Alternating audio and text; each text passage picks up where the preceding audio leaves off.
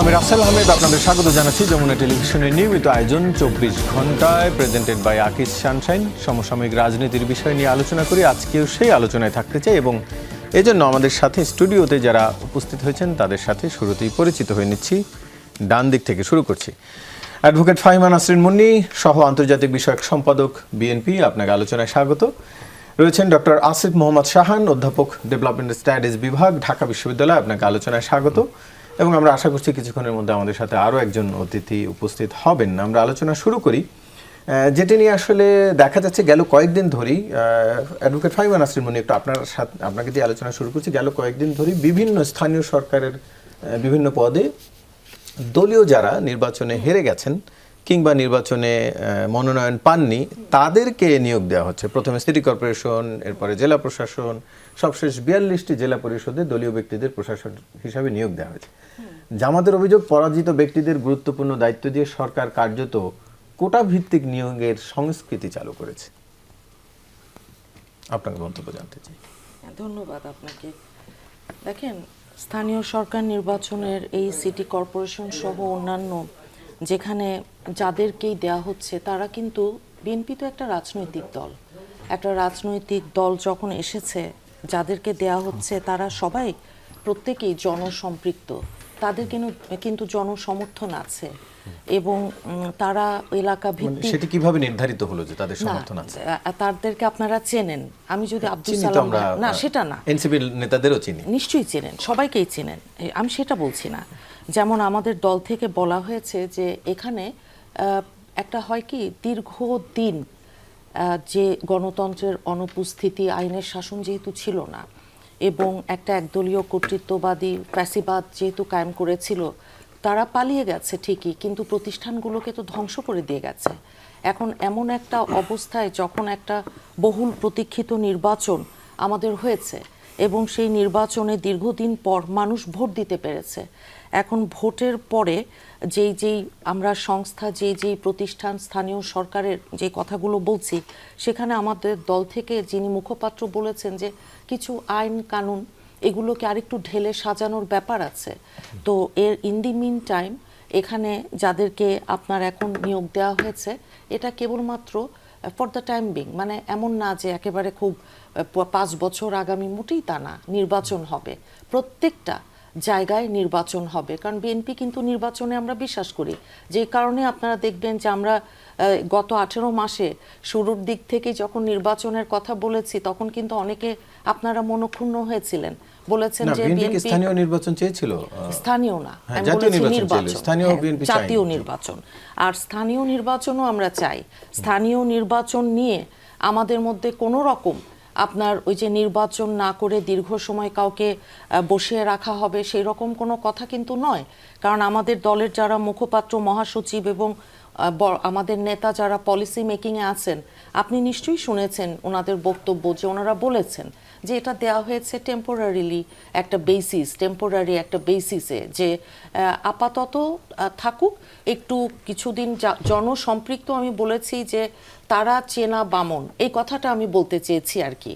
কারণ একটা হয় কি, সরকারের কোনো প্রশাসক যারা ওই রকম প্রশাসন, অন্যান্য ব্যাকগ্রাউন্ড থেকে সরকারি কর্মকর্তা, কিন্তু যদি সেটি হয় তাহলে যারা অন্তর্বর্তী সরকারের দায়িত্বে ছিলেন এরা প্রত্যেককে পরিচিত মুখ, সুশীল সমাজের প্রতিনিধি হিসেবে আমরা সবাইকে চিনি, তাদেরকে রেখে আরেকটা নির্বাচনের কি দরকার ছিল?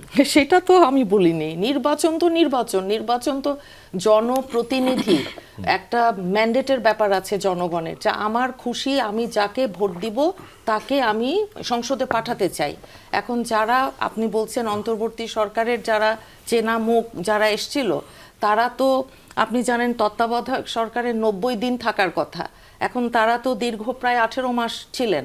একটা পরিবর্তিত পরিস্থিতিতে একটা ইউনিক একটা সিচুয়েশন ছিল, গণ অভ্যুত্থান, কিন্তু তার মানে এটা না যে আমি তাদের থাকাটাকে আমি জায়েজ করতে বলছি না, আমি সেটা বলছি না।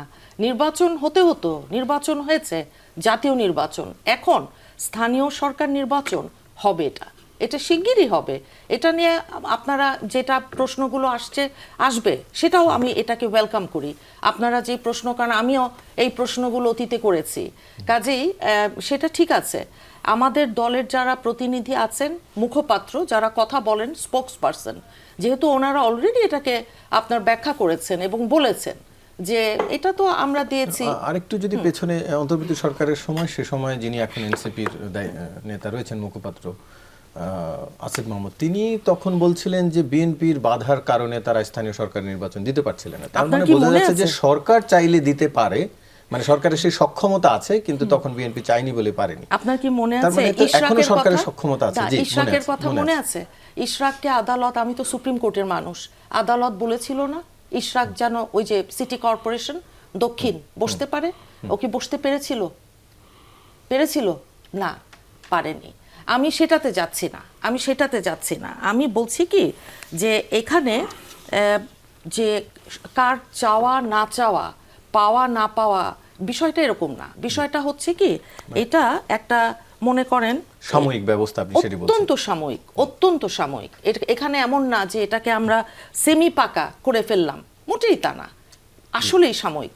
জি, আমাদের সাথে এরই মধ্যে যুক্ত হয়েছেন তাহসিন রিয়াজ, যুগ্ম সদস্য সচিব, জাতীয় নাগরিক পার্টি। আপনাকে আলোচনায় স্বাগত জানাচ্ছি। আলোচনা করছিলাম আমরা স্থানীয় সরকারের প্রশাসক নিয়োগ ও নির্বাচন। আজকে জামাত এবং এনসিপি দুটোই স্থানীয় সরকার নির্বাচন চেয়েছে। একটু আপনার কাছ থেকে জানতে চাই, সরকার মাত্র দায়িত্ব নিল, যেটি আপনি বলছিলেন এটি সাময়িক ব্যবস্থা, নির্বাচন হবে খুব শিগগিরই। ফলে সাময়িক একটি সময়ে আপনারা যে আমলাদের বিরুদ্ধে এত অভিযোগ করছেন, যদি তারা নিয়োগ না হয় দলীয় নেতারা, তাহলে আমলাদেরকে দায়িত্ব দিতে হবে। তাহলে কোনটা বেটার? মানে যে অভিযুক্ত আমলা, তাদের চেয়ে দলীয় প্রতিনিধিরা কি বেটার কিনা, চয়েস কিনা? বেটার হচ্ছে নির্বাচন দেয়া, এটাই বেটার। আপনি দেখেন, মানে there is no alternative way. Thing is আপনি এটা দিবেন কি দিবেন না। যেহেতু আপনারা এখন আমাদেরকে 2/3 মেজরিটির কার্ড দেখান, বারবার বলেন আপনি 2/3 মেজরিটি পেয়েছেন, কাজেই এটা বুঝাতে চান যে you have all the authorities, you can do whatever you want to do. কাজেই এখন আপনি স্বেচ্ছাচারিতা দেখাবেন এবং সেটাকে জাস্টিফাই করার জন্য যেটা করেছেন, মানে এটা প্রাইস পোস্টিং ক্লিয়ার, একদমই নতুন করে কোনো, ধরেন আমি এনসিপি বললাম না, তাতে কি আসবে যাবে বলেন? আজকে প্রথম আলো দেখেন কি লিখেছে, 11 ঘন্টা আগের নিউজ দেখেন, সেখানে শিরোনামে কি লিখেছে, সেটা একেবারে খুবই চমৎকার পুনর্বাসন বলেছে প্রথম আলো, আরো বাজে শব্দ ব্যবহার করেছে। কাজে দেখেন, আপনি এটা অনুধাবন করবেন কি করবেন না, দ্যাট ডাজন্ট ম্যাটার। ম্যাটার কি জানেন? ম্যাটার হচ্ছে জনগণ এটাকে কিভাবে ইভালুয়েট করতেছে, জনগণ এটাকে কোন লেন্সে দেখতেছে। খুবই ইজি অ্যাসেসমেন্ট। সেটা হচ্ছে যে আপনি দেখেন সিটি কর্পোরেশন নির্বাচন তো আজকের নতুন দাবি ছিল না। দেখেন আসলে হয় কি, আমরা তো সংসদকে ডেফিনেটলি একটা সর্বোচ্চ জায়গা, সংসদের বাইরে আর কিছু নাই, they are the ultimate law makers. But দেখেন, স্থানীয় প্রশাসন চলে তো আসলে স্থানীয় সরকার দ্বারা। এখন আপনি স্থানীয় সরকারের মতন একটা গুরুত্বপূর্ণ জায়গায় আপনি প্রাইস পোস্টিং করতেছেন সিম্পলি, এবং আপনি মানে অলমোস্ট 10 জন যারা পরাজিত এবং মোস্ট অফ দেম যারা মনোনয়ন বঞ্চিত, এদেরকে আপনি ধরে নেন, মানে এখানে অন্য কোনো ডট আপনি মিলাতে পারবেন না। আপনি দেখেন ক্যালকুলেট করে মিলাতে পারছেন কিনা, পারছেন না। আপনি এরকম পদবঞ্চিত, মনোনয়ন বঞ্চিত যারা ছিলেন, যারা নির্বাচনে হেরেছেন, তাদেরকে ধরে ধরে আপনি প্রশাসক বানাচ্ছেন। এখন দেখেন, এরকম কমপ্লিট পলিটিক্যাল অ্যাফিলিয়েটেড লোকজন যারা নির্বাচিত না, জনগণের ভোটে যারা ম্যান্ডেট প্রাপ্ত না, আপনি দেখেন যেখানে যেটা দেখানোর প্রয়োজন, আপনি যখন জুলাই সনদের কথা বলে তখন আপনি ম্যান্ডেটের কথা বলেন না, আমাদেরকে 2/3 মেজরিটি দিছে, vote is the important thing, definitely important thing. স্থানীয় সরকারের কথা বললে আপনি আবার আগের যুক্তি দেন, না না না এখন তো আসলে ইমব্যালেন্স আছে। কিসের ইমব্যালেন্স আছে ভাই? You have all the right, তাই না? আপনি 2/3 মেজরিটি পাওয়া একটা দল না, আপনার একটা ফুল ক্যাবিনেট আছে। এখন তো আর আগের মতন ক্যাবিনেট না আপনি পুলিশ প্রশাসন ঢেলে সাজাইছেন, আপনি সাংবিধানিক প্রতিষ্ঠানগুলোতে আপনি নিজের মতন করে পদায়ন করছেন, মনসুর সাহেবের মতন লোকজনদেরকে আপনি কিক আউট করে, বাংলাদেশ ব্যাংকের মতন আপনি আগের দিন বললেন আপনি মব করতে চান না, আপনার লোকজনদেরকে মব সন্ত্রাস করলেন, সবকিছু তো আপনি করতেছেন, all things are going right. But যখনই নির্বাচনের কথা আমরা বলতেছি তখন আপনি বলছেন না না না না ভাই, এখন আসলে উই হ্যাভ অল মানে সাম সর্ট অফ প্রবলেমস, আমাদেরকে কয়েকটা বিষয় সুরাহত দরকার। যেমন স্থানীয় সরকারের দলীয় প্রতীকের যে নির্বাচন, সেটির আপনারা সবাই বিরোধিতা করেছেন। সেটির এই সংসদে নতুন করে নিয়ম চালু হওয়ার পরে, অধ্যাদেশ পাশ হওয়ার পরে না হোক, কোনো সমস্যা নেই, কিন্তু এটা সমাধান ছিল। নির্বাচন কমিশন, তত্ত্বাবধায়ক সরকার, ইন্টারিম গভর্নমেন্ট থাকা অবস্থায় এটার ব্যাপারে রুলিং দিয়েছে। আপনি দেখেন, ঘেটে দেখেন, একদম হ্যাঁ, ক্লিয়ার হ্যাঁ, রুলিং হ্যাঁ, আছে। হ্যাঁ, দিয়েছে। কাজেই আপনি এখন জটিল করতে চাইলে জটিল হবে। ভাই দেখেন, হাসিনা বিগত 16 বছর আপনাকে নির্বাচন, সংবিধান, নির্বাচন, নিয়ম রক্ষা এগুলো দিয়ে আপনাকে বল পাস করে নাই। আপনি চাইলে আপনি বল পাস করতে পারবেন। দেখেন এখন বল পাস হচ্ছে না, আপনি জুলাই সনদ বাস্তবায়ন নিয়ে কি হচ্ছে? বল পাস হচ্ছে তো। জুলাই সনদ বাস্তবায়ন আমরা তো পরবর্তী সময় একটু বড় আলোচনা আমরা হয়তো ঢুকতে জি, আমরা বলতে পারবো। আসবো কিন্তু জুলাই সনদ। বল পাস আপনি যদি করতে চান, you have all the ways. আপনি এই সংবিধানকে দেখাই বল পাস করার সুযোগ আছে, এবং সেটাই এখন হচ্ছে। দেখেন আপনি যে আলোচনাটা উঠলো বিএনপির পক্ষ থেকে, এটা ভ্যালিড কনসার্ন, কিন্তু সর্ট আউট হওয়া বিষয় তো। আপনি এখন সেটা সর্ট আউট, আপনি যদি আগামী 2 বছর এটা সর্ট আউট না করেন, আপনি বল পাস করতে পারবেন, আপনার জনগণ হিসাবে আপনি কনসার্ন জারি করতে পারবেন, আপনি আপনার সাফোকেশন শেয়ার করতে পারবেন, বাট আপনি সমাধান কি পাবেন? এই কনসার্নগুলো থেকে যাবে। কাজেই দেখেন, সহজ পদ্ধতি তো ভাই, আপনার নির্বাচনমুখী দল, আপনারা এত বছর নির্বাচন বলেছেন, আমরা তো তখন থেকে স্থানীয় সরকার নির্বাচন চাই, আজকে থেকে না তো। কাজেই আসেন না, আমরা স্থানীয় সরকার নির্বাচন দিই। আপনারা তো এমনি সংখ্যাগরিষ্ঠ পাওয়া লোক। সরকার তো আপনারা বলছে উচিত না, নির্বাচন আপনাদের করবেন। মানে সামহাও কি আপনি কনফিডেন্সের অভাব বোধ করতেছেন? সেটা তো করা উচিত না, বিএনপির কনফিডেন্সের অভাব। কাজেই বিএনপি কনফিডেন্স নিয়ে স্থানীয় সরকার নির্বাচন দিয়ে দেখ, নির্বাচনটা হয়ে যাক। আপনার দলীয় প্রশাসন দেওয়া লাগতেছে না, আমার মতন একজন তাসিনিয়া তুচ্ছ মানুষ এসে আপনাকে এই প্রশ্নও করা লাগতেছে না। আপনার এই পুনর্বাসন করতেছেন, আপনি এই দলীয় নিয়োগ দেওয়ার মাধ্যমে কমপ্লিট একটা দলীয় প্রশাসন আপনি বানাচ্ছেন, এই কথা তো আমার বলা লাগতো না। আপনি আমাকে স্কোপ করে দিচ্ছেন, আমি বলতেছি, and this are valid things, আমি জন্য বলতেছি। মানে বিএনপি কেন নির্বাচন দিবে না যদি তাদের আপনি বলছেন যে কনফিডেন্সের অভাব আছে বলেই কি আপনি ইঙ্গিত দিচ্ছেন যে তাদের কনফিডেন্স? এখন আমি কিন্তু এটা বলতেই পারি, বিএনপি আমাকে এই সুযোগ করে দিয়েছেন এই কথা বলার। কাজে আমি এখন শক্তভাবে বললাম তাদের কনফিডেন্সের অভাব আছে বলে তারা নির্বাচন দিচ্ছে না। জাতীয় নির্বাচনে অথবা টু-থার্ড তারা আরেকটা মেজরিটির কাজ পর করতে চায়, তারা কেন কনফিডেন্স? অথবা তারা আরেকটা কাজ করতে চায়। হ্যাঁ, সেটাই তো, আমি তো এই প্রশ্নই কিন্তু উত্থাপন করেছি। নির্বাচন কিছুদিন আগে জাতীয় সরকার হয়েছে, আপনি টু-থার্ড মেজরিটি পেয়েছেন, আপনি ফুল ক্যাবিনেট রান করছেন, you have all the strength now, আপনি স্থানীয় সরকার নির্বাচন দেন। আপনি তো এখন সর্ব অবস্থায় আছেন, আপনি দিচ্ছেন না। আপনি কি করছেন? সেখানে দলীয় লোক নিয়োগ দিচ্ছেন। আচ্ছা দিচ্ছেন, কিছুদিন আগে আবার আপনি এই মুখে নির্বাচন করছিলেন। গণতন্ত্র, নির্বাচন, গণতন্ত্র, সংবিধান রক্ষা। আমরা সেই প্রসঙ্গে আসবো, তবে তার আগে ডক্টর আসিফ মোহাম্মদ খান, একটু আপনার কাছ থেকেও জানতে চাই, স্থানীয় সরকারের নির্বাচনে এনসিপি জামাতের আগেও আসলে অন্তর্বর্তী সরকারের আমলেও তারা দাবি জানিয়ে আসছিল, এখন আবার এই যে নিয়োগ নতুন করে শুরু হয়েছে, তাতে কি এক ধরনের ইঙ্গিত দেয় যে আসলে খানিকটা বিলম্ব হতে পারে বলেই সরকার? দেখুন, মানে রাজনৈতিক দলগুলো বিলম্বের ভয়ই তো করছে, সেটা থেকেই তো হচ্ছে গিয়ে কনসার্নটা জানিয়েছে, এবং আমি এই কনসার্নটাকে ওয়েলকাম জানাই। এই কনসার্নটা জানানো খুবই দরকার ছিল। দেখুন, কয়েকটা ব্যাপার, যে আমাদের বাংলাদেশে আপনি যখন হচ্ছে গিয়ে স্থানীয় পর্যায়ে সার্ভিস ডেলিভারির ম্যাক্সিমাম কাজকর্ম হয় হচ্ছে স্থানীয় সরকারের মাধ্যমে।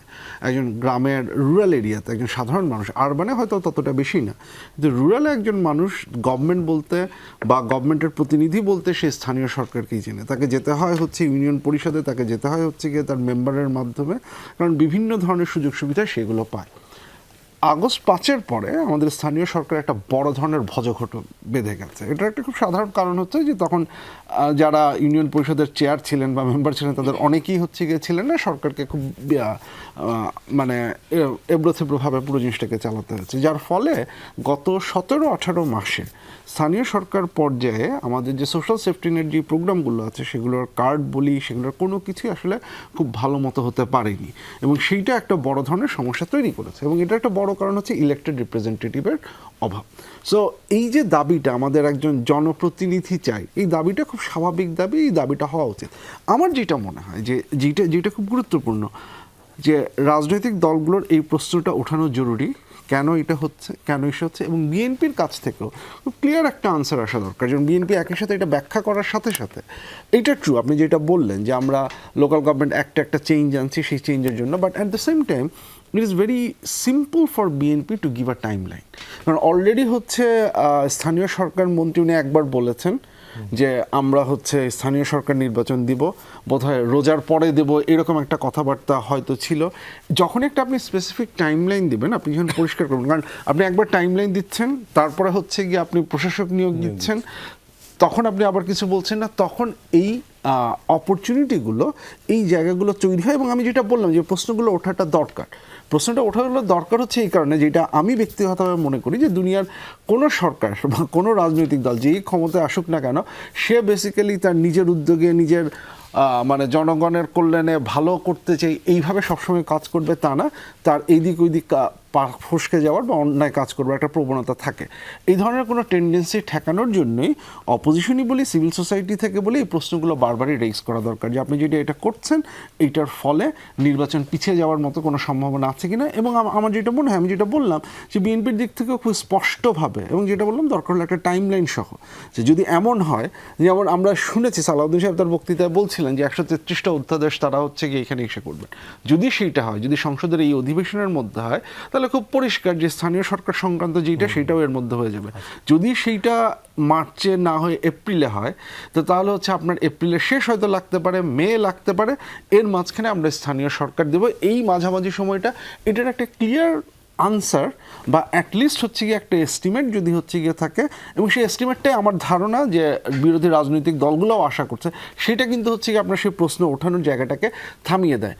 কিন্তু আপনি যদি সেটা না করেন, তাহলে একদিকে আমি যেটা বললাম যে আপনার স্থানীয় সরকার এই জিনিসটা জনপ্রতিনিধির সাথে মানুষের যে যোগাযোগ, সেই যোগাযোগটা স্থাপন, সেই জায়গাটায় সমস্যা তৈরি হবে।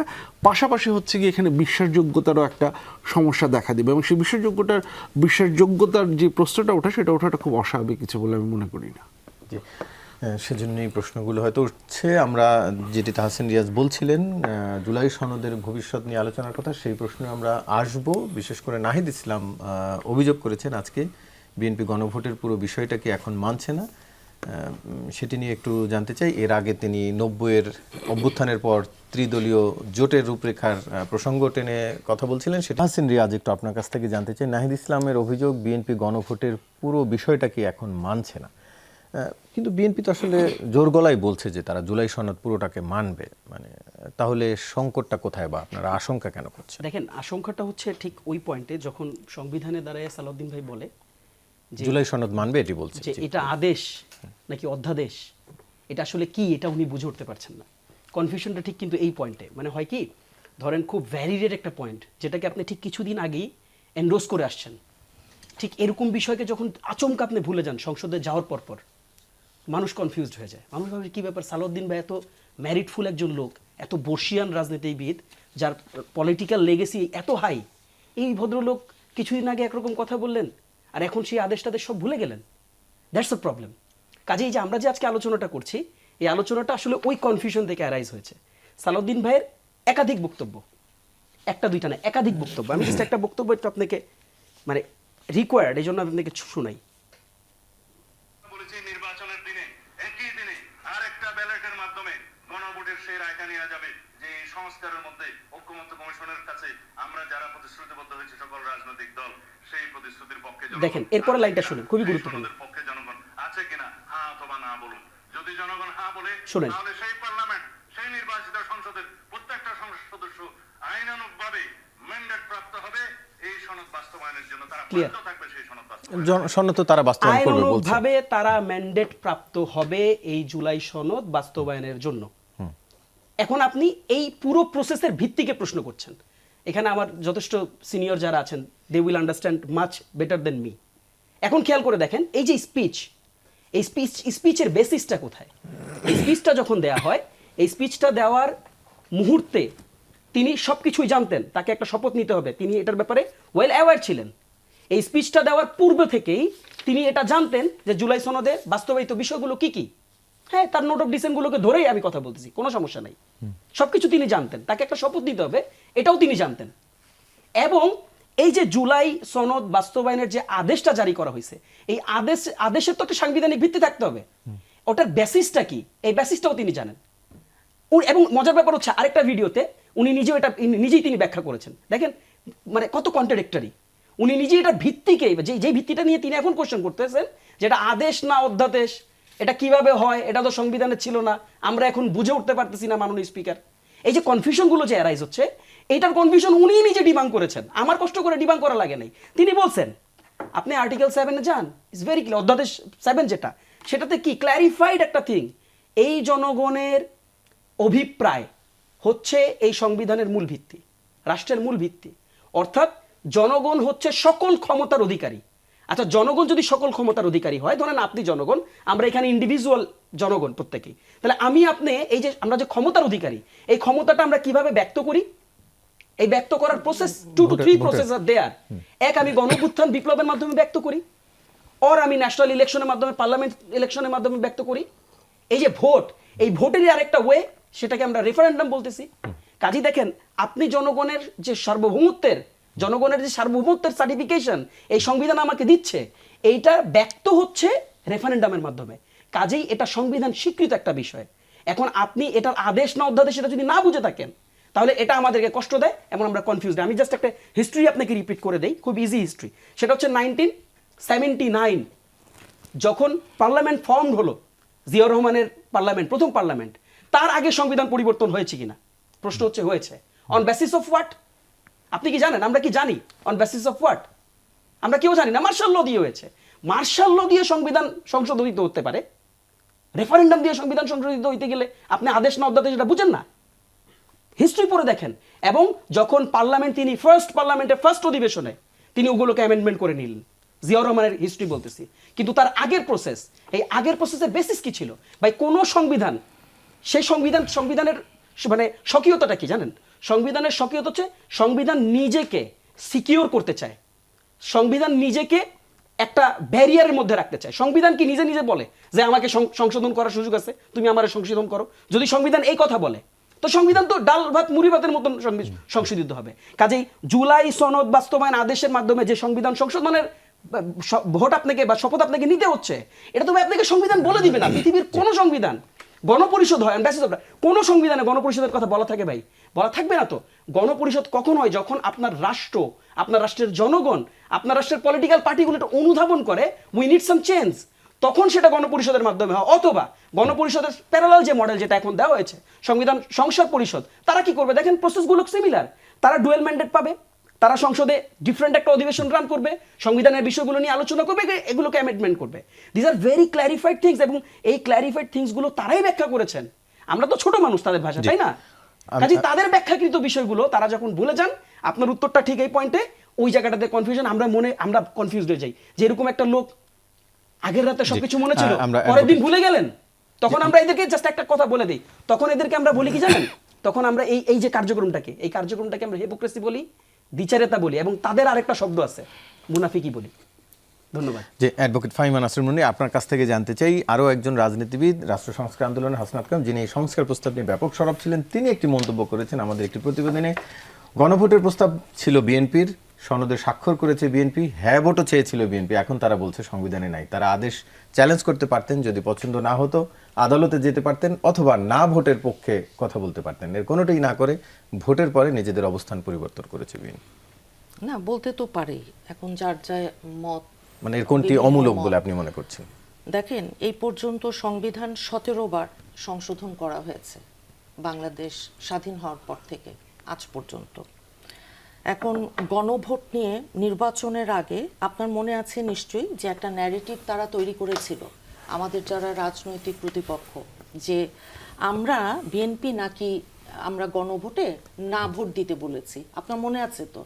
যেখানে আমাদের দলের মহাসচিব থেকে যারা নীতি নির্ধারক পর্যায়ে আছেন, ওনারা বারবার কি বলেছেন, আমাদের চেয়ারম্যান সহ, হ্যাঁ ভোটে আপনারা ভোট দিবেন। কিন্তু এখনকার কথা কি এক ধরনের ইঙ্গিত দেয় না যে আসলে তাদের অভিযোগ এখন সত্য বলে প্রমাণিত হয় কিনা? একদমই না, একদমই না। দেখেন, সে তার মতন একটা বক্তব্য বলেছে। আমাদের আইনমন্ত্রী বলেছেন যে তারা এনসিপির কথা, যে তারা অর্ধেকটা বুঝেছে আইন, যে আইনের যে ব্যাখ্যা তারা দিচ্ছে। এখন এটা একজন আইনের ছাত্র হিসেবে, একজন আইন অঙ্গনের মানুষ হিসেবে তার বক্তব্যটা তো অনেক বেশি আপনার আমার কাছে মনে হয়েছে যে অ্যাকসেপ্টেবল। এখন সাংবিধানিক দায়বদ্ধতা আছে, কারণ সংবিধান তো স্থগিত হয়নি, গণ অভ্যুত্থানে হাজার হাজার ছাত্র জনতার রক্ত। এখন দেখেন, এটা নিয়ে অপরাজনীতির কিন্তু কোনো সুযোগ নেই, একদম না। একটা দেশের গণতান্ত্রিক কাঠামো শক্তিশালী কখন হয়? সব কিছু মিলিয়ে যেটা ভঙ্গুর, একেবারে ভেঙে পড়েছে গত 17 বছরের। এখন দেখেন, যেই নেতৃত্ব, সংবিধান এবং ইতিহাস তো একটা আরেকটা শত্রু না, কিন্তু প্যারালালি হয়তো যায়, কিন্তু শত্রু না, দায়বদ্ধ থাকে একটা আরেকটার কাছে। এখন যেই কথাগুলোকে তারা তাদের মতন বলছে, জুলাই সনদ বাস্তবায়নের আমরা সুনির্দিষ্ট যে একটা পরিকল্পনা, সুনির্দিষ্ট একটা যে আমাদের প্রত্যয় এগুলোকে সংবিধানে একটা একটা করে জুলাই সনদে যা যা আমরা কমিট করেছি উইথ নোট অফ ডিসেন্স, যে যে কোনো কোনো জায়গায় সংগঠন হিসেবে বিএনপির আপনার নোট অফ ডিসেন্ট দেয়া আছে, যে জায়গাগুলোতে তারা একমত হয়েছে, ঐক্যমত যেখানে প্রতিষ্ঠিত হয়েছে, সেখানে কথা বলবার কোনো আর আমাদের মানে দ্বিমত করবার কোনো সুযোগ আসলে নেই।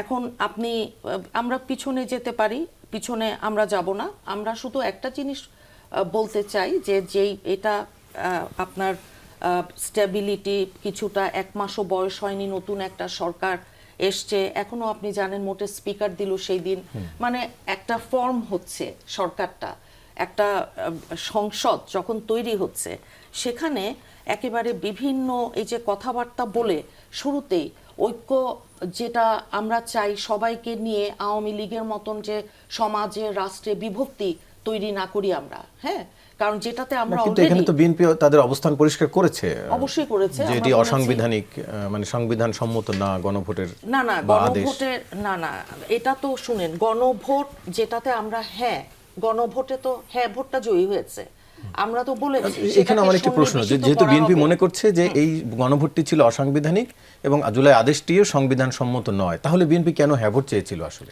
না না, এটা অসাংবিধানিক এটা এইভাবে না, এটা সংবিধানে একটা জিনিসকে সন্নিবেশিত করার ব্যাপার আছে ভাই।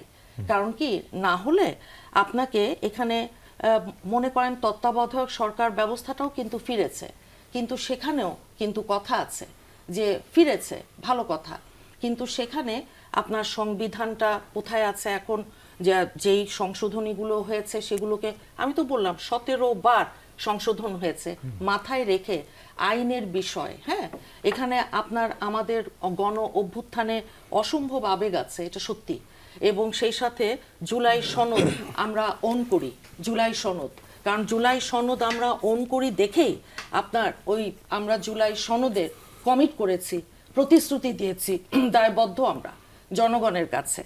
এখন এটা নিয়ে মূল আপনার রাজনীতিতে জনগণের পাশে না থেকে এখন অন্যান্য বিভিন্ন কথা, সোশ্যাল মিডিয়া, আপনার বটবাহিনী, কৃত্রিম আস্ফালন, যেগুলো নির্বাচনের আগে দেখেছেন, ফটোকার্ড, মিথ্যা প্রোপাগান্ডা, এগুলো হয়েছে। এখন আমরা চাই না যে এই ধরনের কথাবার্তা বলে সত্যিকারের আমাদের যেই এখন কাজগুলো আছে একটা রাষ্ট্র বিনির্মাণের, সেখান থেকে আমরা সরে যাই। আমাদের স্বরাষ্ট্রমন্ত্রী জনাব সালাউদ্দিন আহমেদ সাহেব, উনি কিন্তু আইনের ছাত্র, ঢাকা বিশ্ববিদ্যালয়, আমিও তাই, উনি আইন বিভাগের 8ম ব্যাচের স্টুডেন্ট। এখন সংসদ উনি বলেছেন ভেঙে যাওয়া অবস্থায় সংবিধানের 93 1 অনুচ্ছেদ অনুযায়ী রাষ্ট্রপতি কেবলমাত্র অধ্যাদেশ জারি করতে পারেন, আদেশ জারি করতে পারেন না।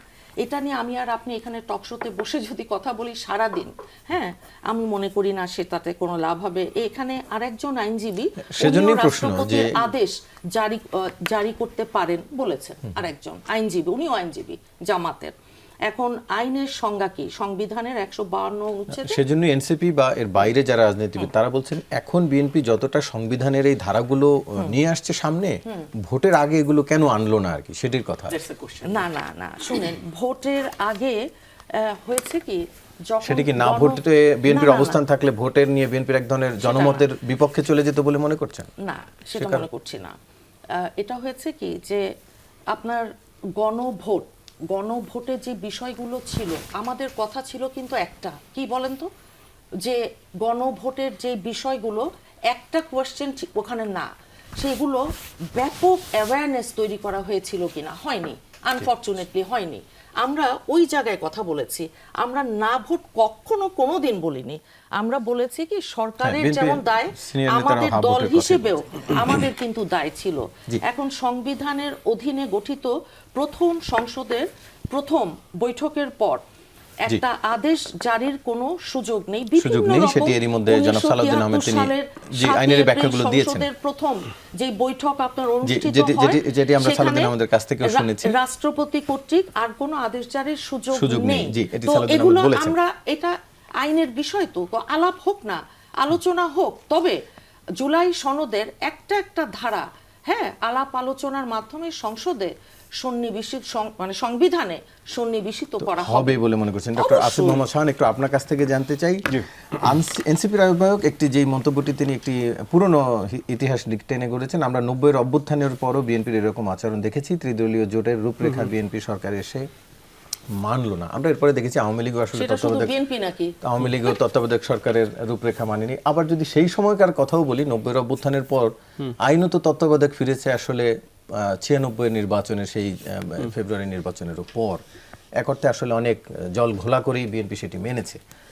আপনি কি দেখছে, মানে আপনার মন্তব্য জানতে চাইছি যে বারবার কি রাজনীতিবিদ ইতিহাসে আমি লয়ের স্টুডেন্ট না, সো লয়ের বিষয়গুলোকে আমি একটু পরে ইসে করছি, বাট আমার কাছে মনে হয় যে politically everything is not about legal question, it's also a political question. এবং পলিটিক্যাল কোয়েশ্চেনের সবসময় আনসার আপনি লিগালি হচ্ছে গিয়ে করতে পারবেন। আমি একটা উদাহরণ দিই যে আপনি 1997 সালে আমাদের যে শান্তি পার্বত্য চট্টগ্রাম শান্তি চুক্তি যেটা হলো, সেই শান্তি চুক্তিটা যদি দেখেন, আমরা 3টা জেলাকে স্পেশাল মর্যাদা দিলাম। 3টা জেলায় আপনি জেলা পরিষদ এবং পার্বত্য চট্টগ্রাম আঞ্চলিক পরিষদ যে গঠন করলেন, এইটা বাংলাদেশের কনস্টিটিউশনের যে স্থানীয় সরকার সেটাকে কমপ্লিটলি ভায়োলেট করে। পরবর্তীতে এটা নিয়ে কেসও হয়েছে, সেই কেসগুলো পেন্ডিং আছে। কিন্তু মজার ব্যাপার হচ্ছে আওয়ামী লীগ সরকার বলেন, পরবর্তীতে বিএনপি সরকার বলেন, কোনো সরকারই কিন্তু এই যে শান্তি চুক্তির যে বিধানগুলো যেটা কনস্টিটিউশনকে কন্ট্রাডিক্ট করতে পারে সেটা নিয়ে কোনো প্রশ্ন তোলেনি। কেন তোলেনি? কারণ there is a political consensus যে আমরা এইভাবে সেটা করবো। তার মানে এই যে পলিটিক্যাল আনসারটা, যে একটা পলিটিক্যাল কনসেনসাস হচ্ছে কি এখানে তৈরি হয়েছে, এইটা আমার কাছে মনে হয় যে সবসময় গুরুত্ব পায়। এবং যেটা হয় যে অনেক সময়ই হচ্ছে গিয়ে কোর্টও অনেক সময় আপনি দেখবেন শুধু বাংলাদেশের অনেক ক্ষেত্রেই এই কোয়েশ্চেনগুলোকে সাইড স্টেপ করার চেষ্টা করে, কারণ যে জায়গায় পলিটিক্যাল কনসেনসাস আছে সেটাকে শুধুমাত্র ঝামেলা তৈরি করে একটা বড় ধরনের একটা ক্যাওটিক সিচুয়েশন তৈরি করাটা কোনোভাবেই কোনো প্রুডেন্ট ডিসিশন হয় না, নাম্বার 1। নাম্বার 2 হচ্ছে, যদি সেই জায়গায় আসি, এখন এই জুলাই চার্টার ইমপ্লিমেন্টেশন অর্ডার এইটা নিয়ে কোনো বা রেফারেন্ডাম বা রেফারেন্ডামের আউটকাম এইটা নিয়ে কোনো ধরনের কনসেনসাস তৈরি হয়েছিল কিনা। এখন দেখুন, জুলাই চার্টার ইমপ্লিমেন্টেশন অর্ডারটা আমার মনে হয় আমাদের একটু রিভিজিট করা দরকার। আমরা যদি দেখি যে জুলাই চার্টার ইমপ্লিমেন্টেশন অর্ডারে রাষ্ট্রপতি যে ক্ষমতা বলে এই অর্ডারটাকে দিয়েছেন, সেটা কিন্তু কনস্টিটিউশনকে সাইট করে কনস্টিটিউশনের কোথা থেকে উনি সেটা দেননি, জনগণের অভিপ্রায় হিসেবে। এবং জুলাই যে গণ অভ্যুত্থান সেইটার উপরে বেস করে, সো উনার সোর্স কিন্তু হচ্ছে জনগণ, ঠিক আছে? উনার সোর্স কিন্তু হচ্ছে জনগণ। As a result of that, এইটার ভ্যালিডিটিটা যখন আপনি কনস্টিটিউশনের মধ্যে খুঁজতে যান, of course you can raise question, এবং আপনি কনস্টিটিউশনের ভেতরে অবশ্যই হচ্ছে কি আপনি এই প্রবলেমগুলো খুঁজে পাবেন। কিন্তু চার্টারটা কিভাবে ড্রাফট করা হয়েছে, কি বলা হয়েছে, অ্যান্ড দেন চার্টারটা আপনার পাবলিশ হয়েছে নভেম্বরের 13 তারিখ, তারপরে নভেম্বরের 14 গেছে, নভেম্বরের 15 গেছে, ডিসেম্বর গেছে, জানুয়ারি গেছে, ফেব্রুয়ারি গেছে। এর মাঝখানে কখনো কি এই অর্ডারে এইটা নিয়ে কোনো কোয়েশ্চেন করা হয়েছে? কখনো কি বলা হয়েছে এইটা নিয়ে? তার মানেটা কি? There was a political consensus about referendum. এখন যদি আমি জুলাই চার্টার ইমপ্লিমেন্টেশন অর্ডারের এই লেজিটিমেসিটাকে আমি মেনে নিই, তাহলেও কিন্তু আমাকে জুলাই চার্টার ইমপ্লিমেন্টেশন অর্ডারে যে লিমিটেড কনস্টিটিউয়েন্ট পাওয়ারের কথা বলা হয়েছে, পার্লামেন্টের যে ডুয়াল ক্ষমতার কথা বলা হয়েছে, কনস্টিটিউয়েন্ট রিফর্ম অ্যাসেম্বলির কথা বলা হয়েছে, যেই 4টা কোয়েশ্চেনের কথা বলা হয়েছে, এই প্রত্যেকটা জিনিসকে আমাকে অ্যাকনলেজ করতে হবে। কারণ আপনি যখন রেফারেন্ডাম, যেটা একটু আগে বলা, রেফারেন্ডামকে আমরা বলি এটা ডিরেক্ট ডেমোক্রেসি চর্চার একটা বাহন, এবং এইটা খুব গুরুত্বপূর্ণ একটা বাহন। এটা এই কারণে যে রিপ্রেজেন্টেটিভ ডেমোক্রেসি আমরা যেটা দেখি, সেখানে পার্লামেন্টের পার্লামেন্ট যখন অনেক সময় বিভিন্ন পলিসি বা আইন তৈরি করে, সেখানে সবসময় জনগণের মতামতের সরাসরি রিফ্লেকশন হয় না, হতে পারে না। যদিও সুইজারল্যান্ডের মতো কিছু দেশ হচ্ছে গিয়ে অনেকগুলো বিলেই হচ্ছে গিয়ে এটা করে। রেফারেন্ডাম সেই জায়গায় খুব গুরুত্বপূর্ণ একটা কমপ্লিমেন্টারি হিসেবে কাজ করে, যে পার্লামেন্টকে মানে জনগণের যে মতামত সেটার একটা রিফ্লেকশন এখানে আসার একটা সুযোগ পায়। এবং constitutionally this is very important. এবং এইটা 70 দশকের পরে গত 50 বছরে referendum has become a common tool. প্রায় 1800 থেকে 2000টা রেফারেন্ডাম ওয়ার্ল্ড ওয়াইড হয়েছে, প্রায় 600-র বেশি হচ্ছে কনস্টিটিউশনাল রেফারেন্ডাম হয়েছে। এবং এই বিষয়টা খুব পরিষ্কার, যখন জনগণের অংশগ্রহণ থাকবে ডিসিশন মেকিংয়ে, তখন সেই ডিসিশনটা at the same time it has a significant আপনার হচ্ছে পাওয়ার। এখন যদি আপনি এই প্রত্যেকটা জিনিসের সাথে একমত করেন, আপনি যদি তাহলে রেফারেন্ডামের যে লেজিটিমেসি সেটাকে আপনার অ্যাকনোলেজ করতে হবে, অ্যান্ড দেন তারপরে কিন্তু আপনার পিক অ্যান্ড চুজ করার আপনার যে মানে সমস্যাটা, সে পিক অ্যান্ড চুজ আপনি যদি করতে চান, এবং এখানে আমি জানি না সময় আছে কি না, সো আমি জাস্ট সংক্ষেপে বলি, বিএনপির কিন্তু এই জায়গায় স্টিল রেফারেন্ডামের প্রশ্নটা যদি কেউ দেখেন, আমি এর পরে এটাকে এক্সপ্লেন করতে পারি, বিএনপির অলরেডি অনেক জায়গায় পিক অ্যান্ড চুজের অপশন আছে except for upper chamber peer. So BNP কিন্তু এখানে যে বিএনপি যে বিশাল লুজ করতেছে সেটাও না, আমার কাছে মনে হয় না, এবং একটা পলিটিক্যাল একটা ক্রাইসিস শুধু শুধু তৈরি করার আমি কোনো যৌক্তিকতা দেখি না আর কি। তাহসিন রিয়াজ, একটু আপনাকে দিয়ে এই পর্ব শুরু করি। জানতে চাচ্ছি, যেটি আমরা দেখলাম এরই মধ্যে আদালতে অনেকেই গেছেন ভোটের অভিযোগ নিয়ে, যে ভোটে অনিয়ম হয়েছে সেটি নিয়ে। আজকে প্রধান নির্বাচন কমিশনার একটি মন্তব্য করেছেন, একটি মতবিনিময় সভায়, নির্বাচন সুন্দর হলে আপত্তি ওঠে ভোট হওয়ার পরে। উনি তো ভালো মানের ইঞ্জিনিয়ার মানুষ, মানে উনারা আর কি, এখন উনারা এটা ভালো বলতে পারবেন যে আসলে আগে উঠে না পরে উঠে। কাজেই মানে অভিযোগ পরে উঠলে নির্বাচন ভালো, মানে কি, মানে যুক্তিটা আমি আসলে বুঝে উঠতে পারিনি। এটা কোনো জাস্টিফিকেশন মানে ভোটের সময় অভিযোগ ওঠে না, ভোটের সময় ফলাফলের পরে ভোটের সময় এগুলো নিয়ে অনেক আলাপ আলোচনা হয়েছে, আগে পরে তো অবশ্যই হয়েছে। বাট আমি জাস্ট একটা ব্যাপার বলি, দেখেন ইতিহাস তো আসলে চুলছেরা বিশ্লেষণ হতে থাকে। দেখেন এখনো আমরা আমাদের ৭২-৭৫ নিয়ে আমরা এখনো কথা বলি, আমরা এখনো সিপাহী বিপ্লব নিয়ে আমরা কথা বলি, এখনো আমরা কিন্তু আপনার যেই এরশাদ সাহেবের পরে যে ক্ষমতার পট পরিবর্তন সেগুলো নিয়ে আমরা ডিসকাস করি না। এবং চুলছেরা ডিসকাশন, এই যে ৩ জোটের রূপরেখার কথা আপনি বললেন, এখনো তো আমরা ডিসকাশন করে বিএনপিকে দায় দিচ্ছি, আদার পলিটিক্যাল পার্টিগুলোকে দায় দিচ্ছি না। কাজেই দেখেন এই দায়গুলো কেউ এড়াইতে পারবে না, এবং হিস্ট্রি রিপিটস ইটসেলফ, এটাই হিস্ট্রির একটা মানে মানে আধ্যাত্মিকতা আর কি। কাজে এটাকে আপনি ইয়া করতে পারবেন না, ইগনোর করার সুযোগ নাই। একটা ব্যাপার আমরা বলি, সেটা হচ্ছে দেখেন যে সমস্ত জায়গায় অভিযোগ করা হয়েছে, এই সমস্ত জায়গায় সুনির্দিষ্ট, স্পেশালি আমাদের পক্ষ থেকে 11 দলীয় জোটের পক্ষ থেকে 30টা আসনে একেবারে সুনির্দিষ্ট এভিডেন্ট ফাইল করা হয়েছে। এখন এই এভিডেন্ট থিংসগুলোর সাথে আপনি কিভাবে ট্রিট করবেন, ইটস অন ইওর কল। এখন এই যে আমি যেটা বলেছি যে মানে লাঠিও আপনার, মানে সাপও আপনার, সবকিছুতে এখন আপনার, আদালত নিশ্চয়ই সেটি বিবেচনা করবেন। অ্যাডভোকেট ফাহিমা নাসরিন মুন্নী, আপনার কাছে ভিন্ন আরেকটি প্রসঙ্গ। 2007 সালে দলীয় বিবেচনায় বাতিল হওয়া পুলিশ সার্জেন্ট ও সাব ইন্সপেক্টর পদে নিয়োগের আদেশ প্রত্যাহার করেছে সরকার। একটু আপনার কাছ থেকে জানতে চাই যে আসলে তখন তো নির্দলীয় ছিল, তখন সেই সরকার আগেরটি দলীয় বিবেচনায় বাতিল করেছে, এভাবে যদি পরপর এক সরকারের সিদ্ধান্ত আরেক সরকার বাতিল করে, আবার পরের সরকার এসে পুনর্বহাল করে, দিন শেষে তো রাষ্ট্রেরই ক্ষতি। না, রাষ্ট্রের ক্ষতি কিংবা রাষ্ট্রের লাভ এটা কেন করেছে, কি জন্য করেছে, এটার যিনি সংশ্লিষ্ট মন্ত্রী আছেন, সংশ্লিষ্ট স্বরাষ্ট্র মন্ত্রণালয়, এটা তারাই বলবেন যে ওই সময় 1/11-এর বোধহয় টাইমটা না। আচ্ছা, তো সেটা নিশ্চয়ই এর পেছনে কারণ আছে, এটা তো আর এমনি এমনি হয় না। সাধারণত যেই ডেভেলপমেন্ট কাজ যেগুলো থাকে সেগুলোকে তো সবসময় আরেকটা গভর্নমেন্ট এসে কন্টিনিউ করে, এগিয়ে নিয়ে যায়, সেখানে তো অন্য কোনো কিছু আসে না। এটা তো সম্পূর্ণ ভিন্ন একটা টপিক, ভিন্ন একটা জিনিস, তো এটা বলবেন। আমি ওই কথাটাতে আরেকবার আসি যে আইনমন্ত্রীর যে বক্তব্যটা দিয়েছেন জুলাই সনদ নিয়ে, যে জন আকাঙ্ক্ষা নিয়মতান্ত্রিক ও সাংবিধানিকভাবে জুলাই সনদ বাস্তবায়ন করবে সরকার।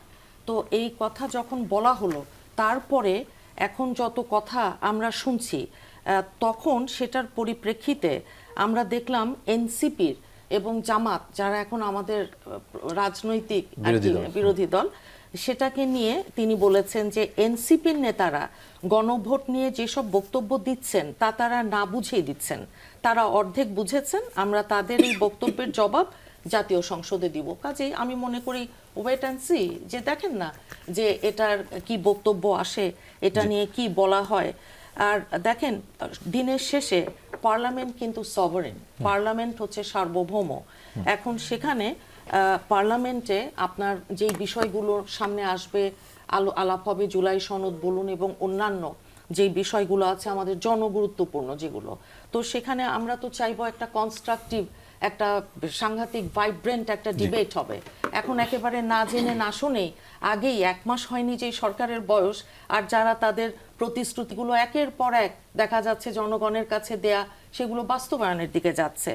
এখন সেখানে আপনার সবকিছু নিয়েই মানে সময় দেওয়া উচিত, এবং সময়ের সাথে সাথে নিশ্চয়ই প্রশ্নগুলো সমাধান বেরিয়ে আসবে। ডক্টর আসিফ মাহমুদ খান, আপনার কাছ থেকে সেই নিয়োগ প্রসঙ্গে জানতে চাই। 2007 সালে সেই নিয়োগ প্রসঙ্গে আমরা এর আগে আওয়ামী লীগের আমলেও দেখেছি, বিএনপি যেগুলো বাতিল করেছিল 1 থেকে 6 সময়, সেটি আবার আওয়ামী লীগ পুনর্বহাল করেছে। এখন আবার আমাদের দেখছি আগেরগুলো পুনর্বহাল হচ্ছে। কোনটা দলীয় কোনটা নির্দলীয় আসলে একটু গোলমেলে কিনা হয়ে যাচ্ছে। দেখুন, আমি পার্সোনালি এভাবে এসে করাটা আমি পছন্দ করি না, কিন্তু নিয়োগের কয়েকটা ব্যাপার, আমি সম্পূর্ণ জিনিসপত্র নিয়ে আমি বলতে পারবো না, কয়েকটা জায়গা আমার মনে হয় খুব পরিষ্কার থাকা উচিত। নাম্বার ওয়ান, আমাদের কিছু প্রতিষ্ঠান আছে যে প্রতিষ্ঠানগুলোকে আমরা তৈরি করেছি হচ্ছে নির্বাহী বিভাগের জবাবদিহিতা নিশ্চিত করার জন্য। এগুলো নির্বাহী বিভাগের অধীনস্থ প্রতিষ্ঠান না। আপনি দুর্নীতি দমন কমিশনই বলেন, হিউম্যান রাইটস কমিশনই বলেন, এইগুলো যেগুলো বলেন এই প্রতিষ্ঠানগুলোর নিয়োগ অ্যাটলিস্ট হচ্ছে গিয়ে সবার কাছে অ্যাকসেপ্টেবল। নির্দলীয় কিনা আমি সেখানে যাচ্ছি না, কিন্তু অ্যাকসেপ্টেবল, কারণ এগুলোকে ইন্ডিপেন্ডেন্টলি ফাংশন করতে হয়। দ্বিতীয়ত আরেকটা যেটা জায়গায় আমি খুব বিপদ দেখছি সেটা হচ্ছে অ্যাডমিনিস্ট্রেশনে, পাবলিক অ্যাডমিনিস্ট্রেশনে। পাবলিক অ্যাডমিনিস্ট্রেশনের সবচেয়ে গুরুত্বপূর্ণ যে সমস্যাটা গত 14-15-16 বছরে ছিল সেটা হচ্ছে পলিটিসাইজেশন, পলিটিক্যাল চিন্তাভাবনা বা পলিটিক্যাল ইস্যু থেকে প্রমোশনের যেই ডিসিশনগুলো, যেইটা ব্যুরোক্রেসিকে ভয়াবহ মাত্রায় ক্ষতিগ্রস্ত করে। যে ব্যুরোক্রেসি তার যে ক্ষমতা আছে, তার যে ডিসক্রিপশন আছে, সেটাকে সে রেসপন্সিবলি ইউজ করতে পারে না, কারণ তার যদি মনে হয় তার প্রমোশন আসলে ডিপেন্ড করছে হচ্ছে সরকারের ইস্যুর উপরে। এবং এই ক্ষেত্রে একদম একটা সিস্টেম ডিজাইন, মানে যেটা হচ্ছে বিএনপির অনেকগুলো কাজকর্ম ভালো, আমি এই ব্যাপারে আমার কোনো দ্বিমত নেই, কিন্তু এই কাজগুলো না অনেক বেশি ইন্ডিভিজুয়াল লেভেলে। আপনি একটা সিস্টেমেটিক ডিজাইন তৈরি করা সেটা ইম্পর্টেন্ট, এবং সিস্টেমেটিক ডিজাইনের ক্ষেত্রে একটা বড় প্রতিবন্ধকতা বাংলাদেশে আমরা দেখেছি, সেটা হচ্ছে চুক্তিভিত্তিক নিয়োগ। চুক্তিভিত্তিক নিয়োগ প্রশাসনের ক্ষেত্রে এইটা একটা বড় ধরনের সমস্যা তৈরি করে, কারণ আপনি একদিকে প্রমোশনের রাস্তা তৈরি করছেন, আবার চুক্তিভিত্তিক নিয়োগ যদি আপনি রাখেন তাহলে হচ্ছে কি আপনি এক ধরনের লয়্যালটি, পলিটিক্যাল লয়্যালটি তৈরি করার চেষ্টা করছেন। আনফর্চুনেটলি এই সরকার ক্ষমতায় আসার পরেও আমরা বেশ কয়েকটা মন্ত্রণালয়ে চুক্তিভিত্তিক নিয়োগের কন্টিনিউটি দেখতে পাচ্ছি। এই টাইপের ব্যাপারগুলো, এবং যেটা বললাম যে ইটস নট দ্যাট আমি এক জায়গায় একজন ভালো সচিবকে নিয়োগ দিচ্ছি বা এসে হচ্ছে, এই সিস্টেমেটিক কতগুলো জায়গায় মাত্র 100 দিন গেছে, হয়তো ভবিষ্যতে এসে আসবে, বাট এই জায়গাগুলোকে আইডেন্টিফাই করা খুব দরকার। কারণ আপনি এই প্রতিষ্ঠানগুলোর স্বাধীনতা যদি নিশ্চিত করতে না পারেন, আপনার প্রশাসন যদি দলীয়করণ মুক্ত না হয়, তাহলে আপনি ফ্যামিলি কার্ড বলেন বা যত ভালো প্রোগ্রামই করেন না কেন, সেটাকে ঠিকঠাক মতো ইমপ্লিমেন্ট করার মতো ক্যাপাসিটি হচ্ছে কি আপনি অর্জন করতে পারবেন। প্রশ্নবিদ্ধ হবে সব কর্মসূচিগুলো। আপনাদের তিনজনকে আলোচনায় অংশ নেওয়ার জন্য ধন্যবাদ। দর্শক, এই ছিল আজকের 24 ঘন্টার আয়োজনে সাথে থাকার জন্য ধন্যবাদ।